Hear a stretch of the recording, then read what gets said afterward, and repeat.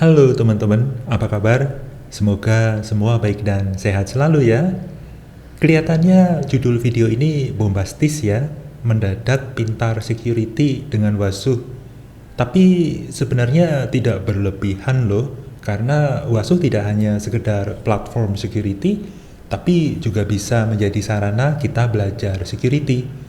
Itu karena Wasuh menyediakan banyak sekali keterangan dalam operasionalnya, di samping lengkapnya dokumentasi di situs resminya. Tentu saja kita tetap perlu mendapatkan informasi-informasi tambahan dari banyak situs yang lain. Tapi Wasuh sudah menyediakan banyak sekali petunjuk yang mengarahkan kita kemana harus belajar. Teman-teman, sebelum lanjut, saya perlu memberikan disclaimer ya, supaya tidak terjadi kesalahpahaman seperti kenapa belajar security kok tidak lengkap, belajar security kok tidak dari awal, belajar security kok tidak mempelajari security landscape, dan seterusnya. Menghindari berbagai pertanyaan yang mungkin muncul di benak teman-teman, maka perkenankanlah saya memberikan disclaimer berikut ya. Yang pertama adalah, belajar security di channel ini memiliki pendekatan yang berbeda, yaitu pendekatan belajar sambil praktek atau malah praktek sambil belajar. Kalau teman-teman sudah bekerja di bidang security, maka tentu saja belajar sambil bekerja akan sangat menyenangkan karena sudah sesuai dengan bidang yang digeluti. Belajar security secara tekstual pasti sangat membosankan ya. Saya pernah mengalaminya teman-teman. Saya pernah ambil beberapa kursus security online dan akhirnya tidak pernah selesai karena sudah bosan duluan di tengah jalan. Namun jika teman-teman suka belajar security secara teoritis, mungkin teman-teman perlu mengambil kursus security formal dan menjadikan video ini sebagai pelengkap dalam belajar. Video ini menyajikan metode belajar alternatif, yaitu belajar dengan praktek duluan. Teori akan mengikuti dengan sendirinya dalam berjalannya proses pembelajaran. Video ini diusahakan disajikan dengan cara yang menarik dan mudah dipahami sehingga diharapkan tidak membosankan. Harapannya teman-teman dapat menikmati proses pembelajarannya. Dan yang terakhir, saya juga masih belajar teman-teman. Jadi mungkin ada kekurangan dan kesalahan. Teman-teman bisa menuliskan masukan atau koreksi di kolom komentar supaya bisa memperkaya kasanah kita bersama ya. Tentu saja video-video di channel Orang IT ini hanya membuka wacana dan memperluas wawasan saja. Perkembangan selanjutnya tergantung dari teman-teman sendiri ya. Namun sebelumnya teman-teman perlu menonton video saya sebelumnya. Di sana ada cerita latar belakang dan cara instalasi Wasuh di server pusat dan XDR di endpoint. Teman-teman perlu menontonnya terlebih dahulu supaya bisa nyambung dengan video ini, sekaligus bisa langsung praktek dengan dashboard Wasuh. Kalau teman-teman belum nonton, saya sertakan linknya di kolom deskripsi ya. Nah, dalam video ini saya ingin menunjukkan metode belajar security melalui Wasuh. Tentu bukan belajar secara teoritis seperti kursus formal ya, melainkan belajar dengan langsung praktek secara mandiri, sambil mencari referensi-referensi terkait yang akan membantu kita dalam belajar, dan mungkin untuk menangani masalah-masalah security yang muncul. Sedangkan perkembangan pembelajaran teman-teman tentu dipengaruhi oleh ketekunan dan niat dari teman-teman secara individu ya. Di sini saya hanya sedikit membukakan saja. Sisanya terserah teman-teman. Silakan belajarnya dilanjut dan diperdalam ya. Pembelajaran kita mulai dari dashboard Wasuh yang kelihatannya dipenuhi dengan istilah-istilah teknis yang kadang bisa mengintimidasi kita ya. Padahal sebenarnya dari sini kita bisa mulai belajar banyak.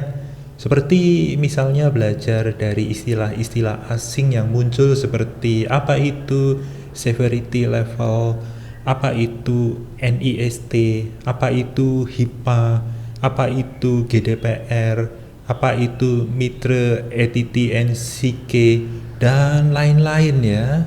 Jangan khawatir teman-teman, saya akan mencoba membantu dari pengetahuan yang simpel-simpel dulu ya. Misalnya dari apa itu severity levels. Kita perlu mengetahuinya karena kita jadi tahu seberapa bahaya dari ancaman yang kita hadapi.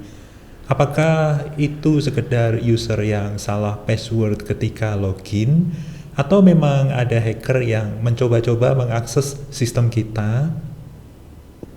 Kalau kita lihat di sini, WOSUH menggunakan klasifikasi aturan yang dibagi ke dalam beberapa level ya, mulai dari yang terendah level 0 sampai yang tertinggi level 15 dan 16. Semakin tinggi tentu semakin berbahaya, jadi kita harus sangat memperhatikan level dari kejadian yang muncul ya teman-teman ya. Kalau kita lihat di sini level 0 dan 1, ini titlenya ignored, jadi kita memang bisa mengabaikannya teman-teman, karena ini hanya event-event biasa dan diberikan level 0 dan 1 supaya menghindari false positif ya. Kemudian ada level 2 di mana di sini sistem low priority notification. Dan seterusnya teman-teman, ini termasuk ada level 3 di mana ini successful authorized event. Jadi mungkin ada user login dan berhasil login teman-teman. Jadi ini tidak masalah ya teman-teman ya. Dan seterusnya teman-teman bisa pelajari karena di sini sudah cukup bagus ya dokumentasinya dan deskripsinya. Yang perlu kita perhatikan justru di level-level yang tinggi teman-teman. Nanti kita bisa men-setup juga mulai kapan atau mulai pada level berapa akan dikirimkan notifikasi ke kita ya teman-teman ya. Nanti teman-teman bisa menilai sendiri seberapa waspadanya kita ya. Kalau dari sini sebenarnya level 11 itu sudah cukup berbahaya ya, karena ada warning untuk pengecekan integrity, di mana nanti mungkin ada modifikasi dari file sistem kita. Ini berbahaya sekali teman-teman. Artinya ini mungkin sudah ada upaya dari hacker atau ada rootkit yang mengubah file dari sistem operasi kita teman-teman. Kemudian di level 12 dan 13 ini juga sudah mendeteksi ada event yang cukup berbahaya. Tetapi yang sebenarnya sangat berbahaya adalah di level 14, 15, dan 16 teman-teman. Ini berarti mungkin betul-betul ada serangan ya teman-teman ya. Sedangkan di level 16 mungkin sistemnya sudah unusable ya, artinya sudah down sistemnya. Dan kita benar-benar harus mulai waspada, dan kalau sudah di level atas ini berarti kita betul-betul harus melakukan sesuatu supaya tidak betul-betul jebol ya teman-teman ya. Dari level-level inilah kita bisa memahami grafik-grafik yang ada di dashboard WOSUH ya, seperti contohnya grafik threat hunting, di mana kita bisa melihat perubahan dari kejadian-kejadian yang muncul di sistem yang kita pantau. Dan apakah kita perlu mewaspadainya? Dashboard ini juga memperlihatkan intensitas dari suatu kejadian.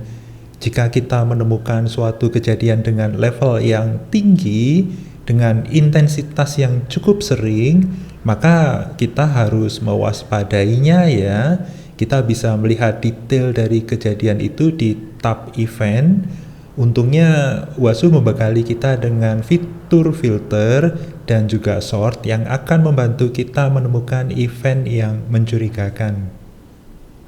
Di sini kita bisa melihat kejadian-kejadian apa aja yang terjadi di sistem yang kita pantau ya teman-teman ya. Termasuk di sini ada levelnya teman-teman. Kita akan mencoba melihat apa yang terjadi dengan MacBook Air saya, teman-teman. Kita klik di sini, dan di sini akan ditampilkan detail dari kejadiannya, teman-teman. Nah, termasuk ada lokasi di mana kejadian ini berlangsung ya. Contohnya di sini NetStart Listening Port. Jadi NetStart ini adalah salah satu program untuk melihat port-port yang sedang aktif, teman-teman. Di sini juga disebutkan di deskripsinya bahwa ini mendengarkan status port yang berubah, teman-teman. Jadi mungkin ada port yang dibuka atau ditutup. Kita juga akan coba lihat contohnya di agent Ubuntu 14 ya, teman-teman ya. Kita coba lihat detailnya di sini, apa yang terjadi di sini. Ini levelnya tidak terlalu tinggi, teman-teman ya. Jadi seharusnya kita tidak perlu terlalu khawatir ya. Tetapi kita perlu lihat apa yang terjadi di Ubuntu 14 ini, teman-teman. Jadi di sini disebutkan login session closed. Jadi ada user yang menutup sesinya, teman-teman. Jadi ini tidak masalah. Kebetulan ini levelnya juga tidak tinggi ya, teman-teman ya. Jadi aman, teman-teman. Mungkin di video selanjutnya kita akan mencoba membuat suatu serangan bohong-bohongan ya, teman-teman ya. Dan kita akan melihat apa yang terjadi dengan laporan yang di sini, teman-teman. Teman-teman setuju nggak kalau kita nanti simulasikan penerobosan seperti itu? Kalau setuju, nanti dituliskan di kolom komentar ya, mau begitu, teman-teman. Dalam menangani masalah security, Wasuh tidak hanya bekerja dengan cara reaktif, tetapi juga proaktif. Wasuh mengajak kita untuk selalu aktif menjaga security di perusahaan kita. Ada beberapa fitur proaktif yang disediakan oleh Wasuh seperti Threat Intelligence yang akan membantu kita berburu ancaman, analisis data log, deteksi kerentanan, dan lain-lain ya.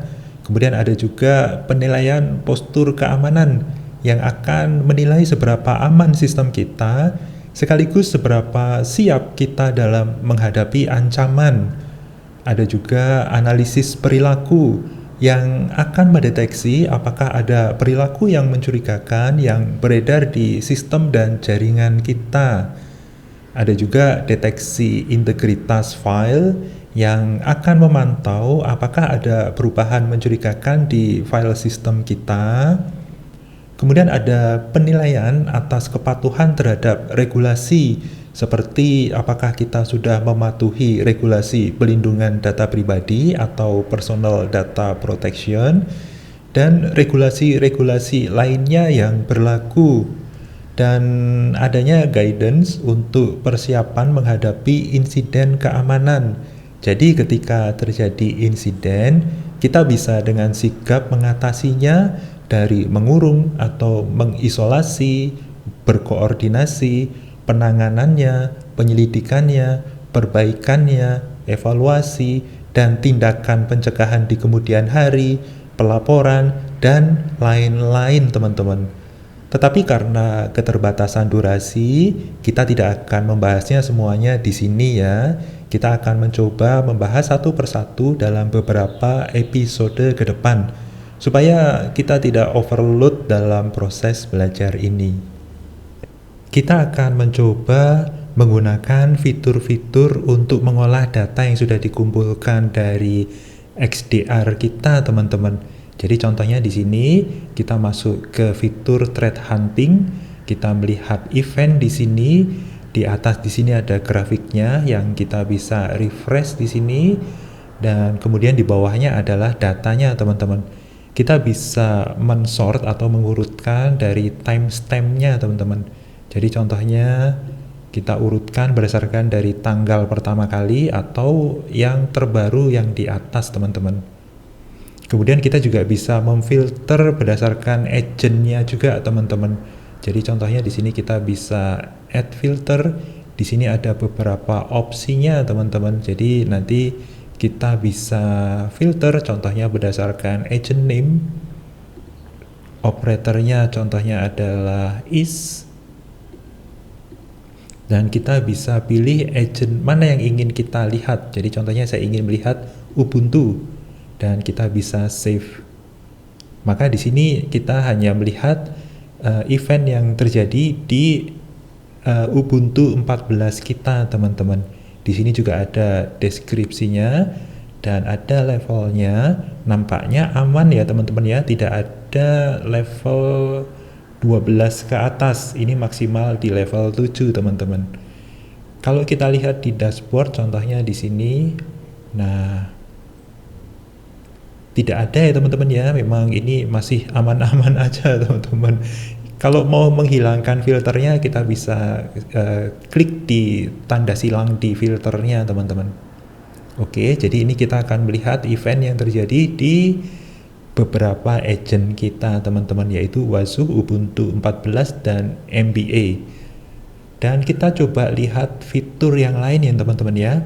Jadi di sini kita melihat bahwa untuk security endpoint ini ada beberapa yang bisa kita lihat. Seperti kita bisa melihat atau menilai konfigurasi dari endpoint kita. Jadi kita klik di sini configuration assessment. Kita harus memilih agentnya dulu. Jadi contohnya saya ingin memilih yang Ubuntu 14 dan di sini kita bisa melihat nih apa saja konfigurasinya di sini dan apakah berhasil atau fail teman-teman. Jadi dari penilaian konfigurasi di sini yang lolos ada 60 dan yang gagal ada 90 teman-teman. Wah, banyak juga. Jadi skornya cuma 40% teman-teman. Tetapi jangan khawatir karena Wazoo menyediakan detailnya ada di sini teman-teman. Jadi kita bisa lihat di sini, kita klik di sini dan kita bisa lihat di sini. Jadi contohnya di sini titlenya Ensure Mounting of CRUM-FS File System is apa ini? Oke, kita nggak bisa lihat ya. Oke. Nah, di sini ada rasionalinya. Jadi bagaimana caranya untuk memperbaikinya ya, dan termasuk remedinya. Ini untuk memperbaikinya teman-teman. Nah, ini deskripsinya. The CRUM-FS file system type is a compressed read-only Linux file system embedded in small footprint system. Oke. Dan ini nanti ada perbaikannya teman-teman ya. Dan kita lihat yang kedua ini. Oh, ini sama ini. Ini free VXFS. Oke, ini kayaknya masalah file system ya. Dan kebetulan memang saya sengaja menginstall Ubuntu yang versi 14 ya. Yang kalau kita lihat di sini memang banyak sekali problemnya ya teman-teman ya. Coba kalau kita lihat dari MacBook Air. Wah, ternyata ada gagalnya juga 26. Skornya 55% teman-teman. Nah, ini ada ini yang pas semua. Coba kita lihat yang failed. Nah, di sini ada yang gagal nih. Firewall-nya harus di-enable. Ya, kita mungkin belum enable ya. Kita lihat detailnya, teman-teman. Nah, ini ada rasionalinya atau penjelasannya dan ada remedinya bagaimana kita memperbaikinya, teman-teman. Nah, ini yang penting sekali ya, teman-teman ya. Jadi ini adalah best practice kita kalau menemukan ada masalah-masalah atau kegagalan dalam penilaian dari konfigurasi ini teman-teman. Jadi memang konfigurasinya mungkin ada yang gagal dinilai dan ada baiknya diperbaiki ya teman-teman ya. Dan ini salah satunya ternyata banyak sekali nih failednya 26 nih MacBook Air atau Mac OS. Jadi ternyata memang ada konfigurasi yang memang belum optimal secara security ya teman-teman ya. Tentu ini best practice-nya dari yang sudah dipelajari di dunia keamanan sistem ya teman-teman ya. Mungkin tidak terlalu berbahaya, tetapi ini dinilai failed dalam masalah konfigurasi yang baik teman-teman. Kita lihat juga inventory-nya. Kalau kita lihat eventnya apa saja, ya ini nggak ada ya. Kalau kita lihat untuk untuk Ubuntu misalnya. Nah, inventory-nya apa saja di sini. Oke. Ini inventory dari hasil tesnya ya teman-teman ya. Kemudian eventnya apa saja. Nah, kita kembali ke endpoint security. Nah, di sini yang seru juga, ini ada malware detection teman-teman. Nah, ini coba kita lihat untuk Mac OS. Ya, kita klik di sini. Aman teman-teman ya. Oke, aman, tidak ada malware. Coba kalau kita lihat yang Ubuntu, aman juga ya. Ini kebetulan juga karena baru diinstal kemarin nih Ubuntunya nih. Dan ini tidak terekspos ke internet ya. Berdasarkan pengalaman dari perusahaan sebelumnya, itu server yang memang untuk publik ya, itu seringkali ada event-event yang seru-seru di sini teman-teman. Ini kebetulan karena saya di lingkungan local area network biasa, ya tidak ada serangan. Tapi mungkin akan seru juga kalau seandainya kita sengaja menaruh malware misalnya di sini ya. Kita akan coba mungkin upload malware atau kita simulasikan serangan. Pasti akan seru ya teman-teman ya. Tetapi mungkin itu di video selanjutnya teman-teman.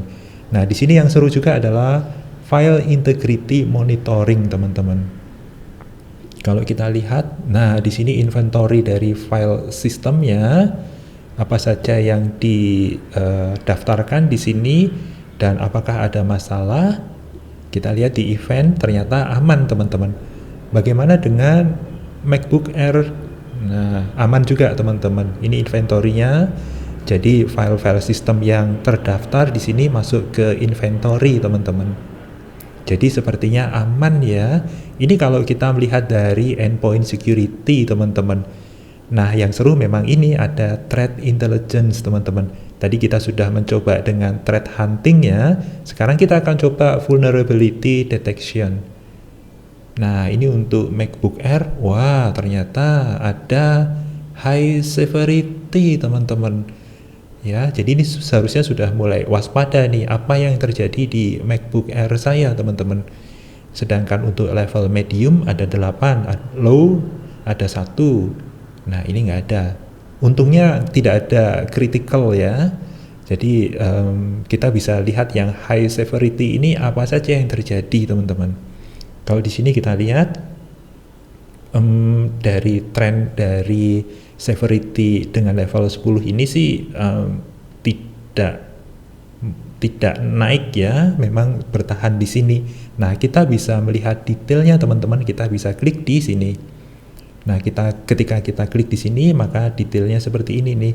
Rupanya teman-teman ini ada vulnerability ya. Kita lihat dulu eventnya di sini. Oke. Tetapi di sini kok nggak ada ya, berarti ini acuan vulnerability yang match dengan sistem operasi kita teman-teman, dengan Mac OS ya. Jadi kita lihat di sini ada beberapa CVE atau Common Vulnerability and Exposure dan nomor artikelnya di sini. Contohnya di sini ada 2022 berarti tahun 2022 ya. Kalau kita lihat di sini ada tahun 2024 teman-teman. Ya, nah kita bisa copy paste ini juga sih teman-teman, dan kita bisa cari di website CVE teman-teman. CVE org. Nah ini dia teman-teman. Coba kita copy paste di sini, kita search. Nah ini dia, ketemu CVE-nya. Ya ini dia teman-teman. Nah ini ada vulnerability di paket index modul dari PyPA Setup Tools version up to 69, di mana dia akan memperbolehkan remote code execution via download function. Jadi lewat fungsi downloadnya bisa langsung mengeksekusi kode yang diletakkan di remote teman-teman. Wah keren ya. Berarti ini canggih teman-teman. Oke. Kalau kita lihat di sini sih,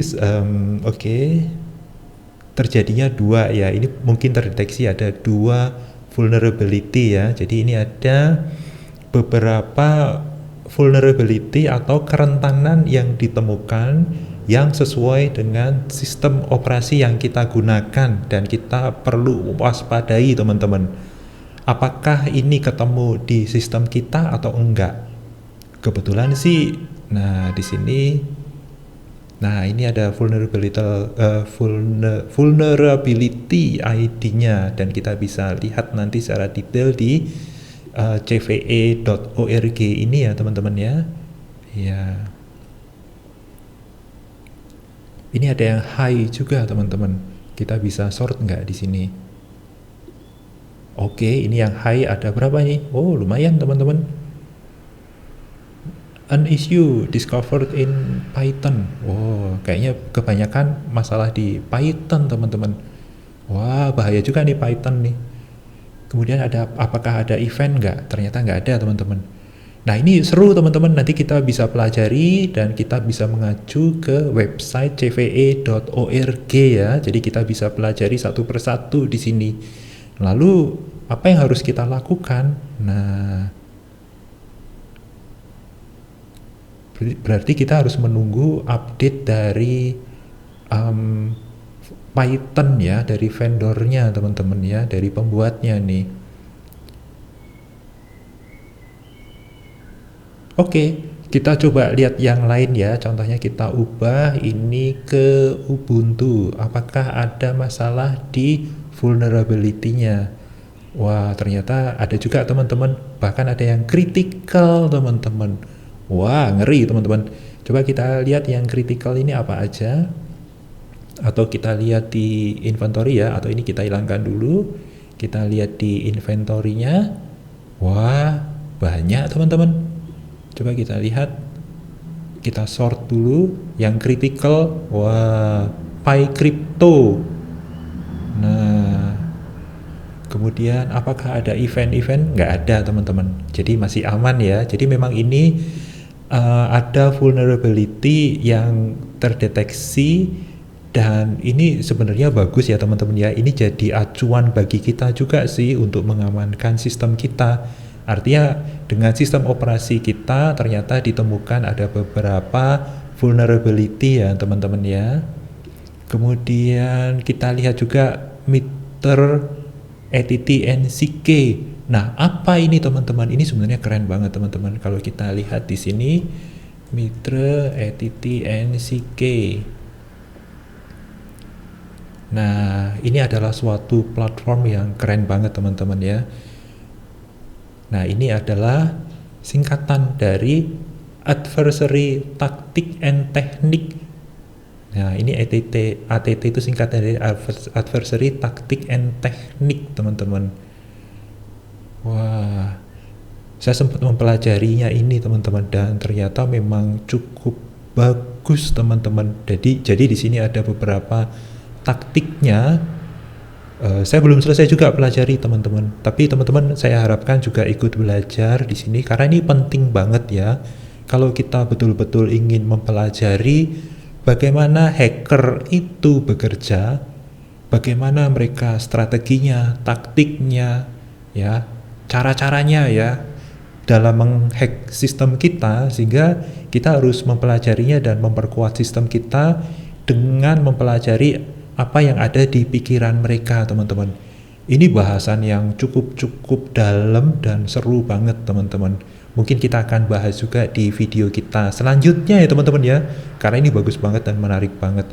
Kita jadi seolah-olah masuk ke pikiran hacker, apa yang ada di pikiran mereka, bagaimana cara mereka bekerja dan menyusun strategi untuk membobol sistem kita.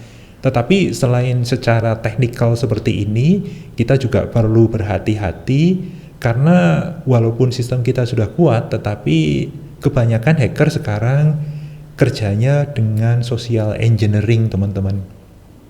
Ini yang patut kita perhatikan dewasa ini, karena semakin kuat sistem kita, memperkecil cara hacker bekerja atau menyerang kita, tetapi mereka menyerang dari individu yang terkait dengan sistem kita. Mereka bisa mendapatkan password atau menanamkan malware atau Trojan horse di dalam sistem yang kita tidak tahu. Jadi mereka dengan social engineering bisa meletakkan malware atau Trojan horse di situ, teman-teman.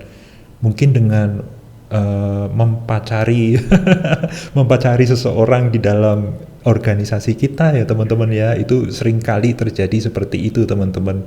Atau memang menipu ya, sekarang sudah banyak sekali penipu-penipu yang beredar di jagat maya ini teman-teman. Jadi harus berhati-hati dan kita harus memberikan edukasi atau security awareness kepada orang-orang dalam perusahaan kita teman-teman, supaya mereka bisa lebih berhati-hati ya. Oke teman-teman, kita bisa pelajari ATT&CK ini di lain kesempatan ya teman-teman ya. Jadi bagaimana ini teman-teman? Apakah belajar security itu menyenangkan atau membosankan nih? Saya berharap dapat mengubah paradigma sebagian dari teman-teman yang masih berpikir kalau belajar security itu sangat membosankan. Saya memang pernah ada di posisi itu teman-teman, dan saya bosan sampai ke level maksimal teman-teman. Namun belajar security itu sudah menjadi kewajaran di era digital dan AI ini teman-teman. Kita tidak bisa mengabaikannya, karena para kriminal digital di dunia maya itu seringkali beberapa langkah di depan kita dan siap menerkam jika kita tidak siap. Dan kita akan mencoba lebih memperdalam lagi dalam mempelajari security ini di video selanjutnya ya. Jangan lupa klik tombol like jika teman-teman suka video ini. Jangan lupa klik tombol subscribe jika belum. Bagikan video ini ke teman yang lain, siapa tahu mereka membutuhkannya. Sampai jumpa di video berikutnya yang tidak kalah seru ya. Bye.